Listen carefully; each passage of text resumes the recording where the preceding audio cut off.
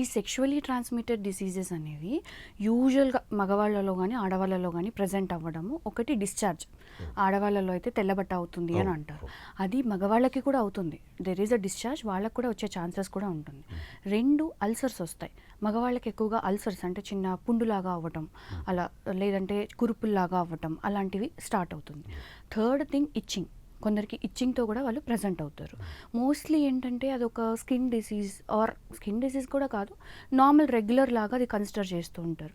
But consider చేయాల్సింది ఏంటంటే how about your partner, okay. అంటే మీకు సిమ్టమ్స్ ఉన్నాయి దాని గురించి, మీ పార్ట్నర్కి కూడా స్ప్రెడ్ అవుతుంది. సెక్షువల్లీ ట్రాన్స్మిటెడ్ డిసీజ్ అంటే మీనింగే అది, అంతే కదా. Both partners will have transmit ఒకరికి అవుతుంది, వచ్చింది అంటే అంటే రెండో ఇంకొకరికి వాళ్ళకి ట్రాన్స్మిట్ ట్రాన్స్మిట్ అవుతుంది. అవుతుంది. ఈ sexually transmitted diseases white discharge, ulcer ఇలా వరకు ఆగవు. ఇవేంటంటే మెల్లిగా ఆర్గన్స్కి స్ప్రెడ్ అవుతూ వస్తుంది, అది మగవారికైనా ఆడవారికైనా మెల్లిగా ఆర్గన్స్కి స్ప్రెడ్ అవుతూ వస్తుంది.